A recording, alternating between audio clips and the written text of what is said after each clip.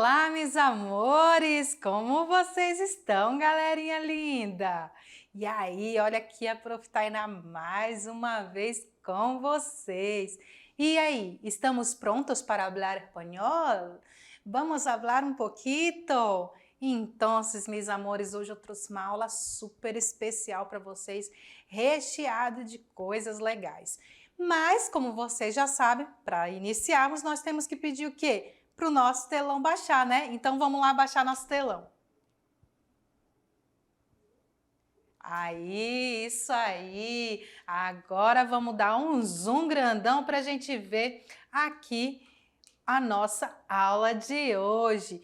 O que nós vamos tratar na aula de hoje, galera? Aula número 6. Vamos falar do subjuntivo. Então vamos ver esse verbo no subjuntivo, como ele é, né? Esse modo, né? Esse modo verbal que é o modo subjuntivo. Vamos ver o que são as apócopes e quais são as apócopes da língua espanhola. Eu ia falando português, vocês perceberam, né? Da língua espanhola. Vamos ver o uso dos porquês, que aí vocês vão descobrir que é praticamente a mesma coisa da língua portuguesa. E também vamos conhecer os dondes. O que são os dondes? Onde, aonde, donde, enfim, tudo que vai indicar ali essa localização. O livro que nós vamos ver hoje é Crônicas de uma Morte Anunciada, também do nosso querido Gabriel Garcia Marques. E vamos fazer um pequeno tourzinho só para a gente relembrar um pouquinho sobre La Colômbia, certo, meus amores? Então, sem mais delongas, vamos para a nossa aula. Hoje nós vamos falar do subjuntivo. O espanhol estabelece menos diferenças de modo subjuntivo do que no indicativo, porque o modo subjuntivo da língua espanhola ele é bem mais simples, ele é bem menor, ele é bem mais fácil de nós compreendermos. Todos os tempos do subjuntivo eles podem ser interpretados com sentido de futuro. Por isso, o complemento é de suma importância para compreender o sentido correto da oração. Ou seja, é necessário o complemento para que a gente possa entender o sentido da nossa oração. Muitos verbos, eles não vão precisar de um complemento para que faça sentido, mas os verbos no subjuntivo, eles vão pedir esse complemento. Como, por exemplo, se hubiera prestado más atención en clase, habría entendido mejor la explicación. Se eu falasse só, se hubiera más atención, você ia ficar sabendo que está faltando alguma coisa aí nessa frase.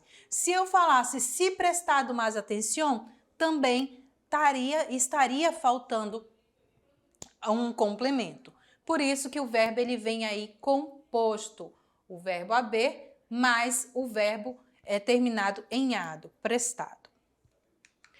O presente do subjuntivo ele vai indicar o quê, gente? Um fato que ainda não foi realizado, um fato que ainda não se realizou, que pode ou não se realizar. Então é alguma coisa, é o nosso se, talvez, quem sabe aconteça. Então o verbo no subjuntivo ele vem trazer essa sensação de algo que pode ou não acontecer.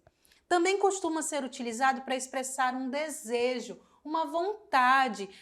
Eu queria, se eu tivesse dinheiro, eu iria para Paris. Então, assim, é um desejo, uma vontade, sabe? De algo que a pessoa queria. Normalmente, os verbos no presente dos subjuntivos, eles vêm acompanhados de algumas expressões. Quizá, talvez, no es seguro que, es posible que, no creo que. Então, ele vem aí com esses marcadores, né? Não são marcadores temporais, mas são expressões que a gente pode chamá-los também de marcadores. Por quê? Porque ele vem marcar aí uma intenção. Olha só essa tirinha da nossa querida Mafalda. ¿Te imaginas a una mujer presidente de la nación, Felipe? Dios nos libre. Mira, para que sepas, las mujeres somos más inteligentes que los hombres, ¿oís? Y más buenas y más nobles, ¿sabes? Y más dulces y tiernas, ¿entendes? Depois dizem que as mulheres são difíceis de entender. Então, nós temos aqui uma tirinha cômica, né? E também aí dentro dela com uma mensagem que a gente pode perceber. Então, a Mafalda fala para o Felipe, você imagina uma mulher presidente da República, Felipe? E ele fala, Deus nos livre. E aí vem a amiga dela e fala, olha, para que você saiba, as mulheres são mais inteligentes que os homens. E aí ela complementa, e mais boas, e melhores, né? Mais boas é ótimo. Viu o problema que dá de a gente traduzir ao pé da letra, mais buena? Se eu falar em português, ficaria errado, né? Mais boa. Então, melhores. São melhores e nobres, sabia? E mais doces e ternas, entendes? Depois dizem que as mulheres são difíceis de entender. Continuando, para formar, galera, o presente do subjuntivo em espanhol, basta nós pegarmos a conjunção da primeira pessoa do singular do presente do indicativo. Então, você vai pegar a primeira pessoa do singular do presente do indicativo. Qual é a primeira pessoa? Eu canto, tu cantas, ele canta, né? Vamos o verbo cantar. Eu canto. A primeira pessoa do singular. Amar, eu amo. Beber, eu bebo. Escrever, eu escrevo. Então, todos eles, se vocês prestarem atenção, a primeira pessoa do singular no presente do indicativo, eles terminam em o. Todos eles, ó.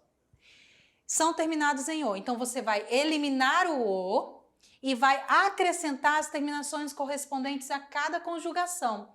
Ou seja, para os verbos terminados em ER, as terminações são e, es, e, emos, eis, en.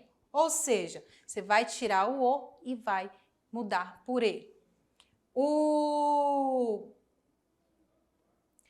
A segunda conjugação, que são os verbos terminados em ER, vai ser a, as, a, amos, as, an. Terminado em IR, também a, as, a, amos, as e an. Percebem? Então, ele é bem mais fácil. Você só vai pegar ali o presente do subjuntivo, vai tirar o o e vai fazer esses acréscimos.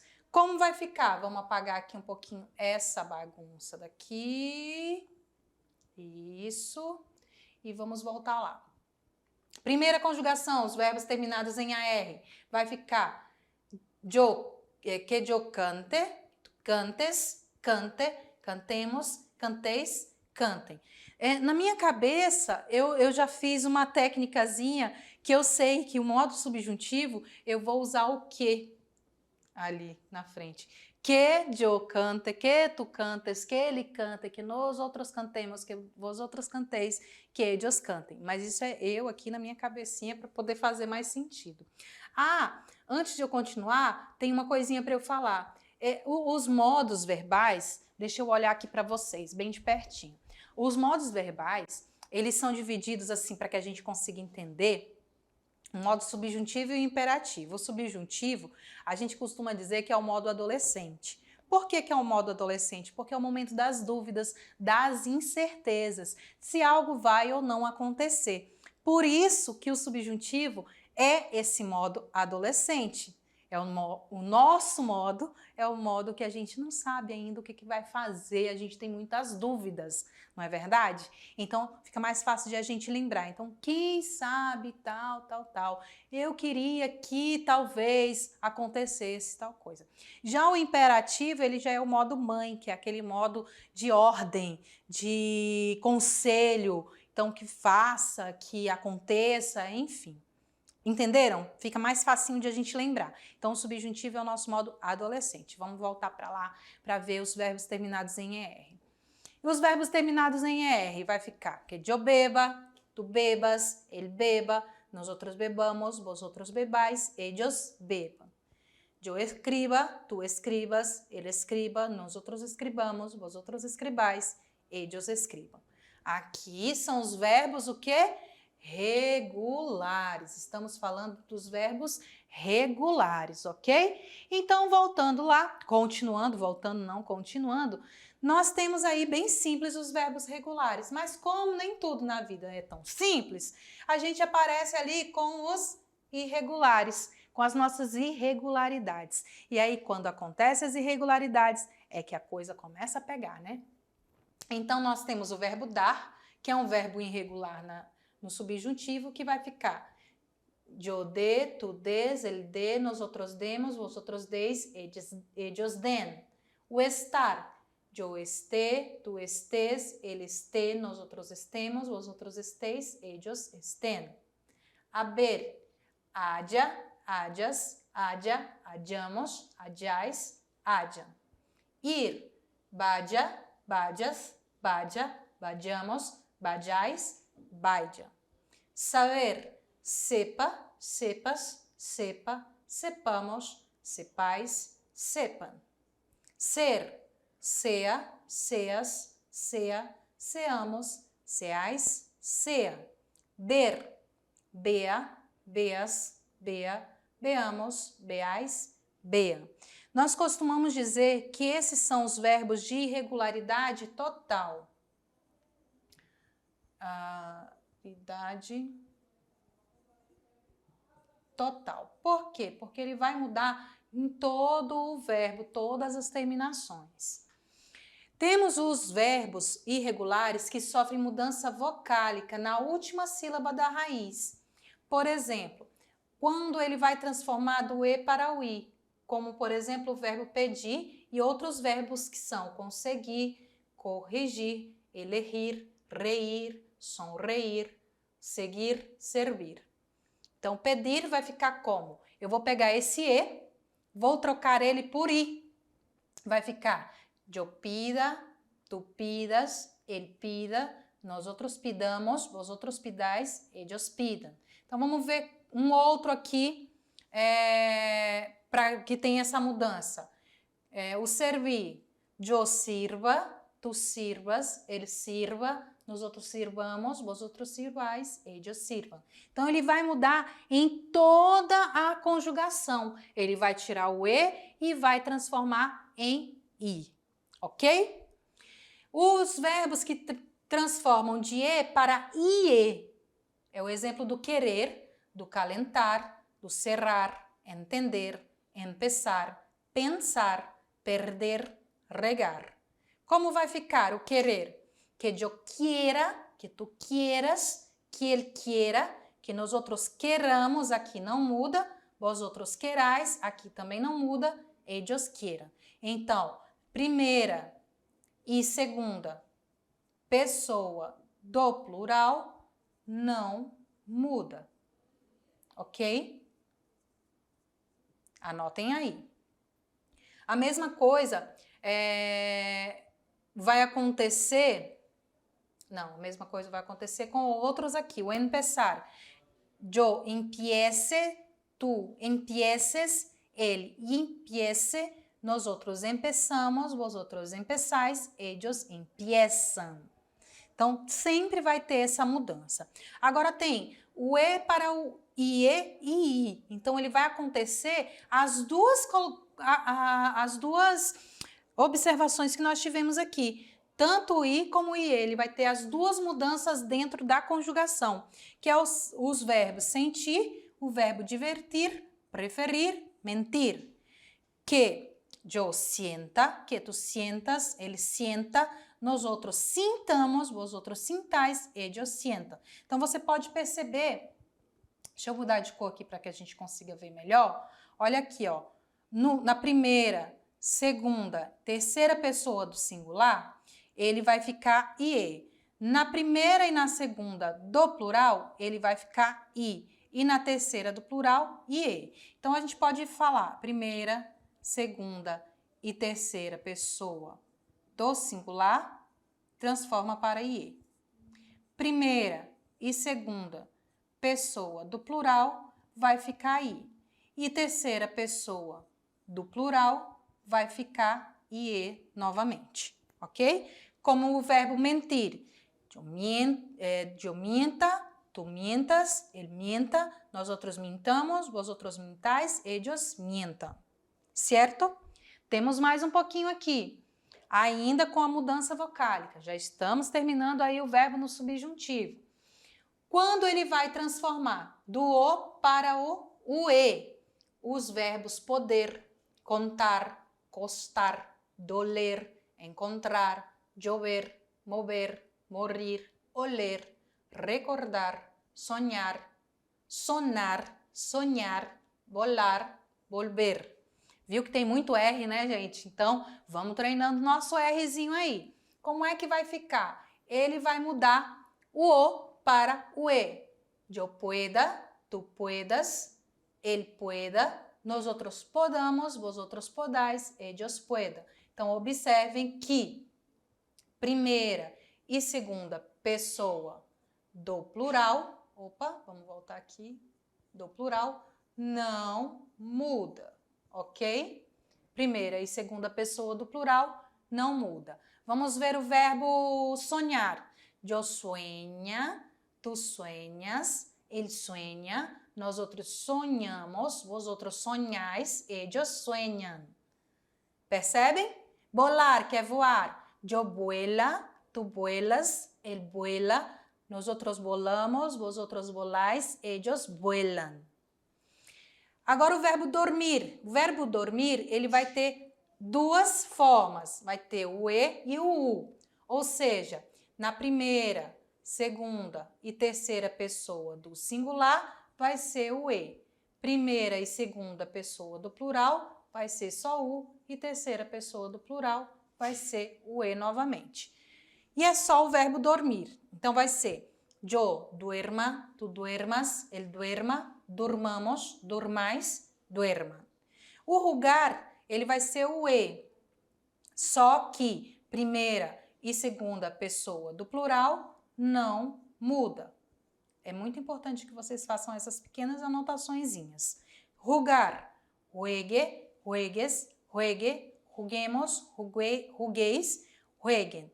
Só para lembrar, rugar é o que? É jogar, galera? Não, né? Rugar é brincar. Ok? Certinho até aí? Tá tudo belezinha? Tá tudo tranquilinho até aí? Eu sei que é muita coisa para a gente poder compreender, que é muita coisa para a gente poder anotar, mas é muito importante, tá? A gente saber compreender, a gente saber conjugar os verbos corretamente. Por quê? Porque na hora que você for ler um texto, isso vai te ajudar imensamente a compreender o contexto, a compreender, fazer uma boa interpretação e uma interpretação correta de um texto em língua espanhola. E isso vai servir muitíssimo para vocês nas avaliações externas, por exemplo, o Enem. Belezinha? Então agora a gente vai falar de apócope. O que é apócope, gente? Apócope nada mais é do que algumas ocorrências em alguns adjetivos que vai ter uma alteração no som ocasionada por quê? Pela subtração, ou seja, por você tirar a letra ou uma sílaba final de uma palavra. E aí existem alguns casos bem específicos em língua espanhola. Por exemplo, uno vai ficar un, primeiro vai ficar primeiro, mas sempre vai ficar primeiro? Não, existem as regrinhas para eles. Grande, gran, alguno para algum, bueno para buen, qualquiera para qualquer. Então vai ter aí regrinhas de colocação dessas apócopes. Então nós vamos descobrir quais são e o que são essas regras, belezinha? Então vamos lá ver agora nosso quadro bem grandão. Nós temos aí apócope, que é a supressão de fonemas ou sílabas. E aí ela vai ocorrer em 5 situações principais. Ocorrem em outras? Temos também. Mas tem essas 5 principais, com adjetivos. Com os adjetivos bueno, malo, grande, santo, tanto e quanto, que vai ficar buen, mal, gran, san, tan e quan, certo? Mas nós vamos ver as regrinhas para eles depois. Com os pronomes qualquiera, alguno e ninguno. Com os verbos terminados em ner, nir e o verbo salir. Com os artigos e advérbios um e mucho, é uno e mucho. E com os numerais primeiro e terceiro. Então vamos ver as regrinhas. Com os adjetivos bueno e malo, eles vão se transformar em buen e mal quando? Quando ele vir antes de um substantivo masculino singular. Então, todas as vezes que eu for usar um substantivo masculino singular, eu vou usar buen e mal, ou mal. Buen lugar, mal lugar. Lugar é um substantivo masculino singular. Mal para o malo e buen para o bueno. Adjetivo grande se transforma em gran antes de substantivos singulares dos dois gêneros. Ele vai vir antes de um substantivo tanto feminino quanto masculino. Gran vaca, gran buey. Grande vaca, grande boi. Gran vaca, gran buey. Então, todas as vezes que o adjetivo grande vir antes de um substantivo, tanto feminino quanto masculino, no singular, eu vou usar gran, que é a sua apócope. Com o adjetivo santo, ele vai se transformar em san antes de nome próprio de pessoa não iniciadas por to e do. Então, todas as vezes que o nome de pessoa, um nome próprio, for iniciado com to e do, eu vou usar santo, ok? Agora, se não for nem to e nem do, eu vou usar o san. Por exemplo, San Manuel, San Martín, Santo Toribio, certo? Os quantificadores tanto e quanto, ou quanto com acento, eles vão ser grafados com tan e quan, ou quan com acento, quando eles vierem antes de adjetivos e advérbios. Olha o exemplo. Esta falda é tan bonita. Olha aqui o tan antes de um adjetivo. Bonita. Esta saia é tão bonita. No sé, la película me parece tan más interactiva que el juego. Olha só, o tan antes de um advérbio de intensidade, o más. Só que nós temos algumas exceções. Tanto e quanto, mais, menos, tanto quanto, pior, melhor. Com pronomes, o pronome definido qualquer tem a forma singular qualquer. Quando? Quando ele tiver antes de qualquer palavra no singular. Qualquer niño, qualquer persona. Então, qualquer classe de palavras, o pronome indefinido, qualquer, ele vai ter essa sua forma. Tá no singular, eu vou usar qualquer.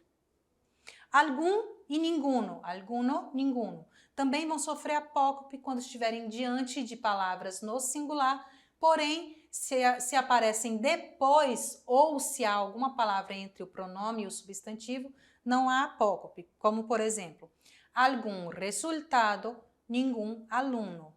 Agora, se for o inverso, resultado alguno, aí eu não vou falar resultado algum, eu vou usar o alguno. Ninguno de los alumnos, então nenhum dos alunos. Por quê? Porque está no plural, só se tiver antes de singular, certo? Com os verbos terminados em ner, nir e o verbo salir, nós temos, vão sofrer apócope, a vogal temática, quando conjugados na segunda pessoa do singular do imperativo afirmativo. Quando for o pon, vai ficar poner, pon, tener, ten, venir, ben e o salir, sal. Com os numerais, primeiro e terceiro, eles vão sofrer apócope quando estiver diante de substantivo masculino singular. Ele primeiro prêmio, ele terceiro colocado. Se tiver no plural ou se tiver feminino, eu uso primeiro e terceiro. Com os artigos indefinidos, é uma apócope que acontece diante dos nomes masculinos singulares. Se houver outra palavra entre eles, o substantivo, usamos uno. Un animal ou uno de los perros. Uno de los perros está no plural, eu vou usar uno. Advérbios, mucho e que vai se transformar em muy. Aí a gente já tem aquela outra regrinha do mucho e muy que a gente vai estudar mais para frente. O advérbio recién para reciente, ele é utilizado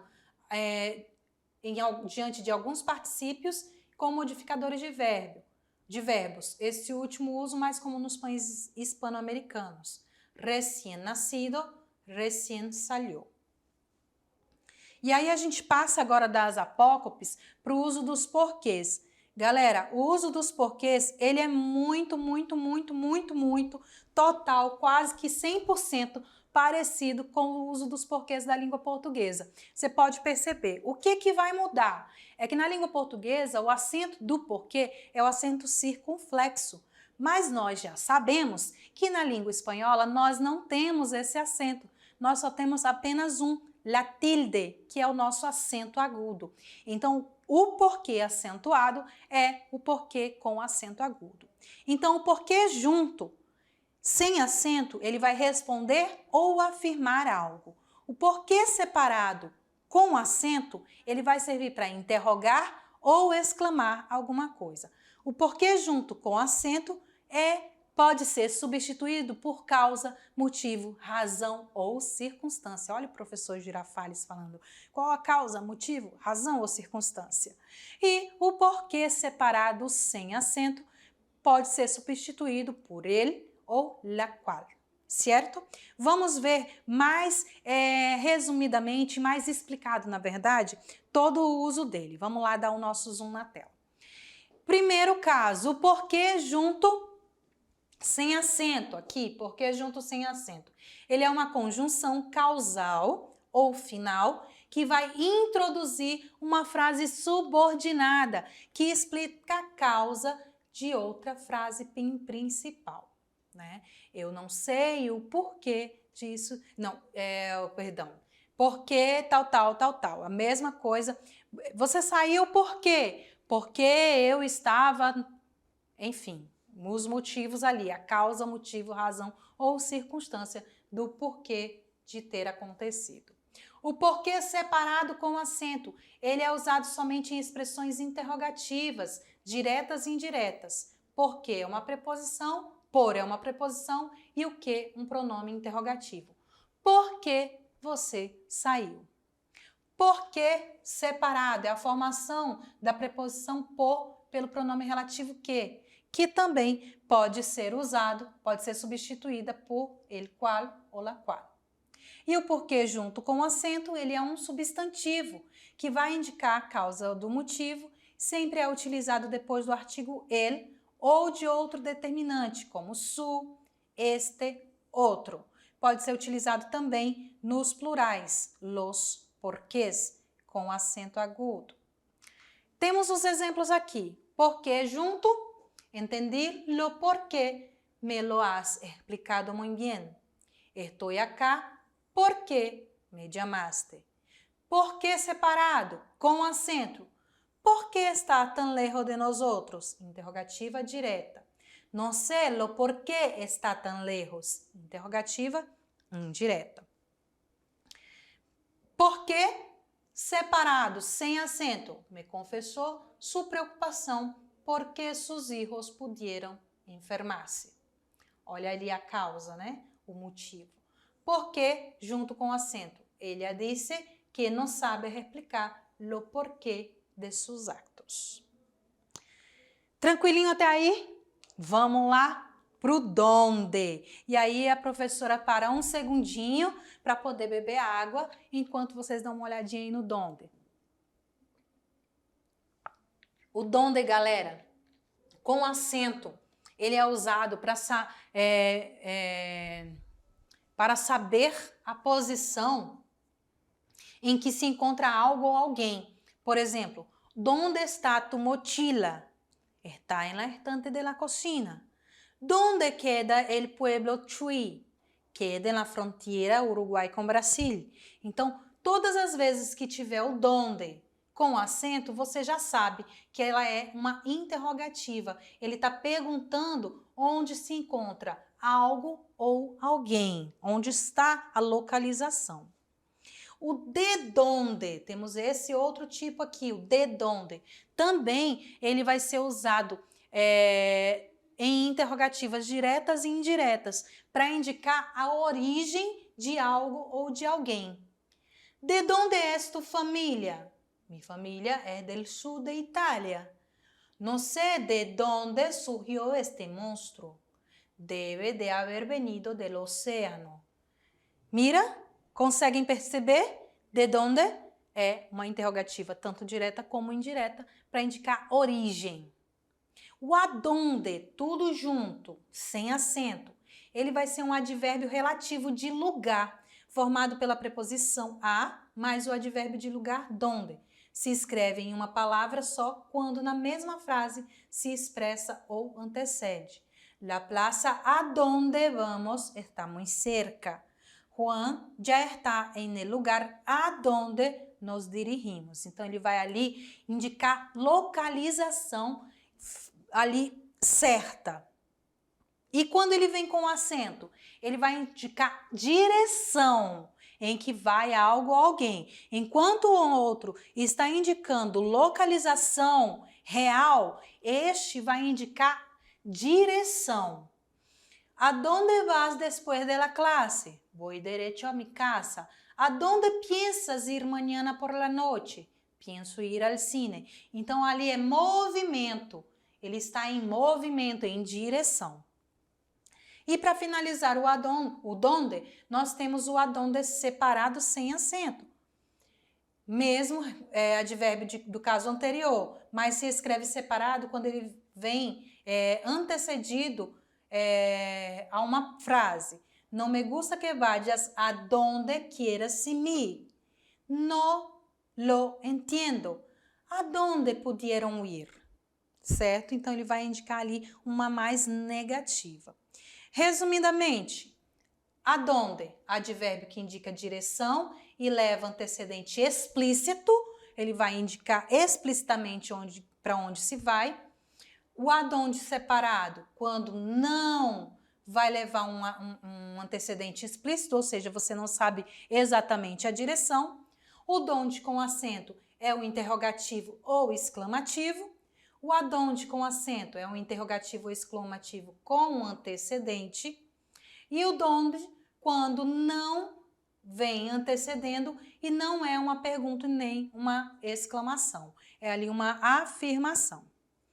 Tranquilos até aí? Tá tudo beleza com vocês? Tá tudo na paz? Tudo tranquilinho? Prontinho para falarmos, sairmos um pouco ali da gramática, né, gente? Dar uma respirada, ver agora algo diferente. A gente vai para onde? A gente vai para literatura novamente. Então vamos lá conhecer mais uma obra do nosso queridíssimo Gabriel Garcia Marques. Hoje nós vamos falar das Crônicas da Morte Anunciada. Então vamos dar um zoom para a gente ver ali melhor. A Crônica de uma Morte Anunciada, galera, é uma novela do Gabriel Garcia Marques, publicada em 1981. Ela conta sobre a forma de uma reconstrução pseudojornalística a história do assassinato de Santiago Nazar pelos gêmeos Vicário. Badiardo San Román é um forasteiro misterioso.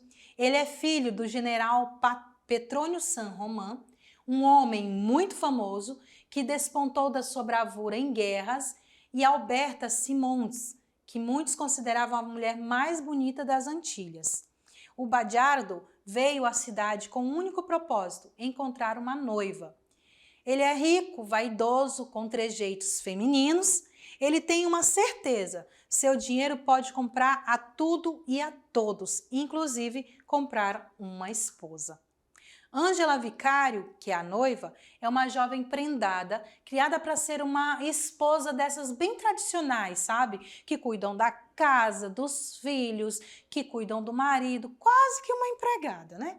Foi educada nos moldes conservadores e sua família possuía o mesmo espírito bem tradicional. Sua família a força a se casar com Badiar Saint-Romain por causa da riqueza do rapaz. Sem ter como escapar da pressão familiar, não teve outra opção a não ser se casar com um noivo por quem não nutria nenhum sentimento. E aí vai caber a vocês e as suas curiosidades tentar descobrir como foi que se deu esse casamento, se esse casamento durou, se existia aí outra pessoa no meio dessa história. Olha, já querendo dar spoiler, né?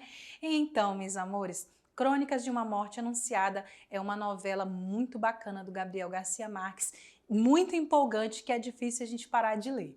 Então, tá aí mais uma dica para vocês. E para finalizarmos, nós vamos dar aqui uma relembrada da Colômbia. A Colômbia, galera, é um país com muita variedade climática. Ele é separado a poucas horas de distância dos picos nevados, das praias caribenhas e florestas tropicais. Então você pode encontrar dentro da Colômbia desde o frio extremo até o calor extremo, né, gente? Então ele tem ali toda a parte de floresta tropical, igual porque tem a Amazônia colombiana, tem a parte mais alta, que são as partes dos Badges, que são as partes mais frias, que tem neve, que neva. Tem a parte das praias caribenhas belíssimas também. O espanhol, ele é o idioma oficial falado na Colômbia e é falado por 99,2% da população. Mas a Constituição de 1991 reconhece como cooficiais mais de 60 dialetos indígenas que existem por lá. Dos 32 departamentos dos estados colombianos, 20 são cafeeiros. Uma das principais razões que o café de lá é tão bom e a estabilidade que é ótima para o cultivo dos grãos. Hoje, no mundo inteiro, é conhecido como o melhor café do mundo. O melhor café do mundo é o café colombiano. E olha, uma curiosidade para vocês, os próprios colombianos não tomam muito café. Sabiam disso? O café é muito mais para exportação do que para consumo local. Então, o consumo local é muito mais os turistas que consomem do que os próprios colombianos. Além disso, o clima das montanhas e o clima equatorial favorece o desenvolvimento das variedades arábica, que é uma das mais consumidas no mundo todo. E vocês aí que sabem, que lidam com café, que também são cafeicultores, conhecem que o café arábico ele é um dos melhores do mundo, né, gente? Então, a Colômbia, galera, ela é um lugar com muita diversidade. É um lugar que é muito mais do que guerra, com muito mais do que o narcotráfico. A Colômbia, ela é beleza, a Colômbia, ela é rica, a culinária colombiana é maravilhosa, o povo, a música, gente. Olha, se eu for ficar falando da Colômbia, a aula não termina hoje. Nós temos ali de colombianos a Shakira, o Juanes, nós temos muitos colombianos e o nosso querido Gabriel Garcia Marques, quem tanto falamos esses últimos dias, ok? Essa daqui são as referências bibliográficas da aula de hoje. Eu espero que vocês tenham gostado. Um grande beijo, galera, e nós nos vemos daqui a pouquinho na aula de revisão.